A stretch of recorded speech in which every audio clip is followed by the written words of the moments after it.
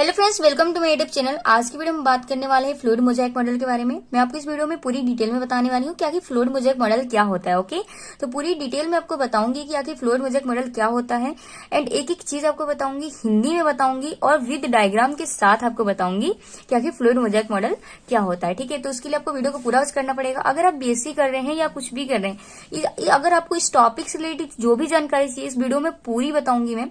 ठीक है, आपके मन में कोई डाउट नहीं रहेगा, बस वीडियो को पूरा वॉच करना है इसके लिए। ठीक है, तो देखिए, जो फ्लूइड मोज़ेक मॉडल होता है इसको हम हिंदी में तरल क्रिमरी नमूना बोलते हैं। ठीक है, 1972 में सिंगर एंड निकोलसन नामक दो वैज्ञानिक थे जिन्होंने इस मॉडल को दिया था। आपको इतना तो पता होगा कि ये मॉडल किसके लिए होता है, हमारी कोशिका झिल्ली के लिए मॉडल है। ठीक है, तो कोशिका झिल्ली का ये मॉडल होता है फ्लूइड मोज़ेक मॉडल। ठीक है, तो देखिए इन्होंने बताया, इस मॉडल में यह बताया था सिंगर एंड निकोलसन दो वैज्ञानिकों ने कि जो हमारी सेल मेम्ब्रेन यानी हमारी जो कोशिका झिल्ली होती है वो सेमी परमिएबल यानी कि अर्ध पारगम्य प्रकृति की होती है, ये बताया था हमारे सिंगर एंड निकोलसन ने। ठीक है, एंड उसके बाद इन्होंने बताया कि हमारी जो कोशिका झिल्ली है वो बनी होती है बायलिपिड लेयर यानी लिपिड की दो स्तर होता है और उसमें प्रोटीन होते हैं। ठीक है, तो प्रोटीन और लिपिड की दो स्तरों से मिलकर हमारी जो कोशिका झिल्ली है, सेल मेम्ब्रेन है, वो बना होता है। ठीक है, फिर उन्होंने यह बताया कि जो प्रोटीन्स होते हैं ना इसमें, वो लिपिड में, जो प्रोटीन है वो लिपिड में धसे हुए रहते हैं। ठीक है, किस प्रकार से धसे हुए रहते हैं, कुछ परिधि पर धसे हुए होते हैं, कुछ अंगभूत होते हैं यानी कुछ आंशिक रूप से होते हैं और कुछ पूर्ण वास्तविक रूप से होते हैं। तो चलिए मैं आपको बता देती हूँ कि किस प्रकार से धसे रहते हैं। ठीक है, तो देखिए ये है हमारा डायग्राम सेल मेम्ब्रेन का यानी कोशिका झिल्ली का। हमारी कोशिका झिल्ली का डायग्राम कुछ इस प्रकार से होता है। इसमें हमारी कोशिका झिल्ली जो होती है वो लिपिड की स्तर होती है। देखिए, लिपिड की एक स्तर, लिपिड की दूसरी स्तर, तो लिपिड की ये दो स्तर मिलकर बायलिपिड कहलाता है और इसमें जो रेड रेड आपको दिख रही है ये प्रोटीन्स है। इस प्रकार से इन्होंने बताया कि जो हमारी कोशिका झिल्ली होती है वो लिपिड की दो स्तर और प्रोटीन से मिलकर बनी होती है। ठीक है, तो ये बताया था सिंगर एंड निकोलसन ने।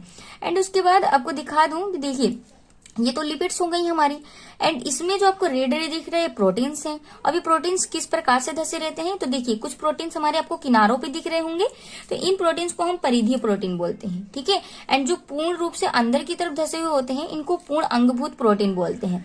एंड कुछ प्रोटीन्स जो होते हैं वो आंशिक रूप से, आंशिक मतलब कुछ अंदर की तरफ और उनका कुछ भाग जो होता है वो बाहर की तरफ भी होता है। तो ठीक, मतलब कुछ ही भाग इनका अंदर की तरफ धसा होता है तो उसको हम आंशिक अंगभूत प्रोटीन बोलते हैं। तो ये था हमारा पूरा डायग्राम, क्योंकि आई होप आपको समझ में आया होगा एक एक चीज। ठीक है, तो मैंने इसमें इंग्लिश का बिल्कुल भी यूज नहीं किया है। अगर आपको इंग्लिश में वीडियो चाहिए तो आप मुझे बता देना, मैं आपको इंग्लिश में बता दूंगी। ठीक है, तो ये मैंने प्रॉपर हिंदी लैंग्वेज का यूज किया है और हिंदी में ही आपको मैंने बताया है। ठीक है, एक एक चीज को आपको बताया है एंड इसमें कुछ पंप प्रोटीन्स भी होते हैं। ठीक है, फिर उन्होंने यह बताया कि जो प्रोटीन्स होते हैं वो लिपिड में तैर रहे होते हैं। मतलब इन्होंने बोला कि जो हमारा लिपिड, हमारे जो प्रोटीन्स होते हैं ना वो हमारी लिपिड जो होती है इसमें तैर रहे होते हैं।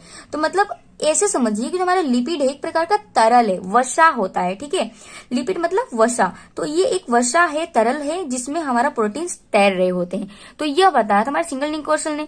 अगर आपको इस पे और डिटेल आपको बता दूं, अगर आप लिखना चाहते हैं नोट्स के रूप में तो आपको और इसमें मैं बता देती हूँ। ठीक है, तो देखिए फ्लूइड मोज़ेक मॉडल का कुछ तथ्य हैं जो यहाँ तक तो औपचारिक हैं, आपको जो लिखना है वो यहाँ से लिखना है नंबर 1 से। ठीक है, तो देखिए इसमें क्या बोला है कि प्लाज्मा झिल्ली यानी कि हमारी जो कोशिका झिल्ली होती है, सेल मेम्ब्रेन जो होता है, प्लाज्मा झिल्ली की जो मोटाई होती है वो 7.5 से 9 नैनोमीटर होती है। ठीक है, उसके बाद इन्होंने बोला जो झिल्ली होती है वो फॉस्फोवसा, प्रोटीन और ओलिगोसेकेराइड से मिलकर बनी होती है। तो अभी हमने देखा कि ये फॉस्फोलिपिड, फॉस्फोवसा मतलब फॉस्फोलिपिड, प्रोटीन, ओलिगोसेकेराइड मतलब कुछ कार्बोहाइड्रेट्स वगैरह भी इसमें होते हैं। ठीक है, उसके बाद इसमें बोला है कि फॉस्फोवसा में एक ध्रुवीय शीर्ष और एक अध्रुवीय वशीय अम्ल की बनी पूंछ होती है। मतलब जैसे कि हमने अभी देखा ये वशीय अम्ल की बनी कुछ पूंछ जैसी होती है, ये बताया गया है। ठीक है, उसके बाद बोला है ध्रुवीय शीर्ष बाहर की ओर, अध्रुवीय पूंछ अंदर की ओर होता है। मतलब ध्रुवीय बाहर की ओर होता है और अध्रुवीय जो पूंछ है वो अंदर की तरफ रहता है, यह बात इसमें बताई गई है। उसके बाद इसमें बताया गया है कि जो फॉस्फोवसा के अणु होते हैं वो एक तरल द्वीप परत बनाते हैं। मतलब इन्होंने बोला जो हमारे फॉस्फोलिपिड होते हैं वो उनके जो अणु हैं वो 2 परत से बने हुए, और मैंने आपको बता दिया कि 2 परत के होते हैं। ठीक है, 2 स्तर होती हैं लिपिड्स की। वो बताया गया है कि वसा द्विपरत झिल्ली की संरचना बनाती है। मतलब कि हमारी जो लिपिड्स होती है वो 2 परत वाली झिल्ली की संरचना बनाती है। अभी हमने देखा ये 2 परत की झिल्ली की संरचना बनाती है। उसके बाद बोला कि यह तरल यानी कि फ्लूइड मतलब होता ही क्या है, तरल। ठीक है, तो तरल अवस्था में होती है। मतलब यह जो हमारी वसा है, जो लिपिड है, वो तरल अवस्था में होता है। अभी मैंने आपको बताया था ये बात। ठीक है, फ्लूइड द्विपरत झिल्ली को लचीलापन प्रदान करता है। फ्लूइड जो होता है इसमें वो क्या करता है, झिल्ली को, द्विपरत जो झिल्ली होती है इसको लचीलापन देता है। ठीक है, उसके बाद बोला है कि प्रोटीन या तो झिल्ली की सतह परिधीय प्रोटीन पर अवशोषित होते हैं या अधिशोषित मतलब धसे हुए होना। ठीक है, या झिल्ली के अंत स्थापित अभिन्न प्रोटीन होते हैं। मतलब या तो प्रोटीन परिधीय पर होंगे या अभिन्न बिल्कुल अंदर की तरफ होंगे। ठीक है, उसके बाद बोला है कि तरल वसा अधात्री, तरल वसा जो होता है उसको अधात्री या मैट्रिक्स बोलते हैं। मैट्रिक्स में प्रोटीन स्वतंत्र रूप से विसरित यानी कि डिफ्यूज हो सकते हैं। मतलब जैसे हमने देखा ना कि जो प्रोटीन्स होते हैं वो तरल में तैर रहे होते हैं, तो उसी बात को यहाँ पर बताया गया है। ठीक है, एंड उसके बाद यहाँ पर देखिए परिधीय प्रोटीन के बारे में कुछ जानकारी दी गई है, मैं आपको वो भी बता देती हूँ।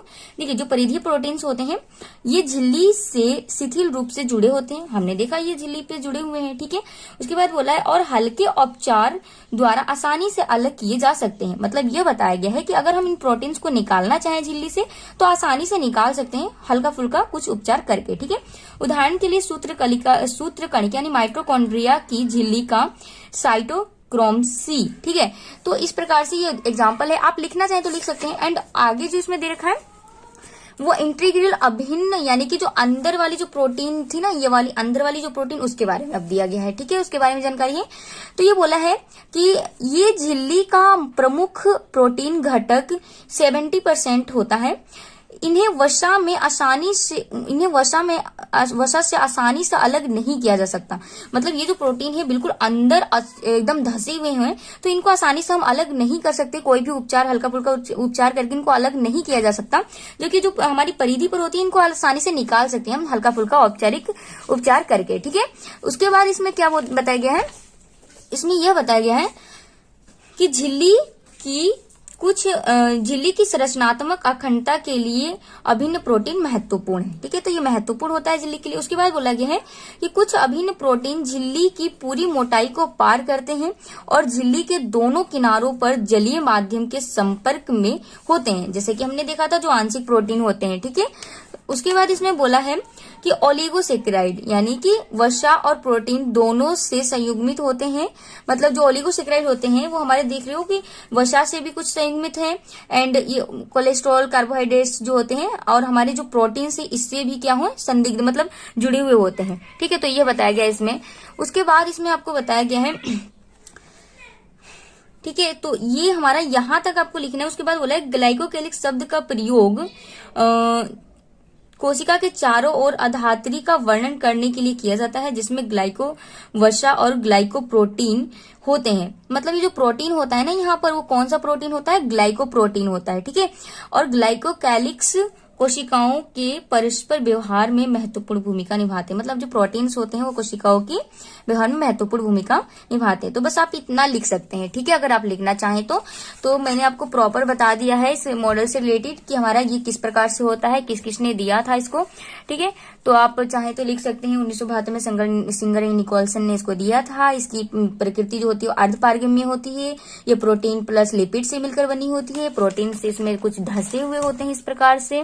ठीक है, और प्रोटीन जो होते हैं उस हमारी झिल्ली में जो हमारी जो वसा होता है उसमें तैर रहे होते हैं। उसके बाद आप ये लिख सकते हैं। मैंने आपको पूरा पढ़ के बता दिया है, आपको यहाँ से लिखना है।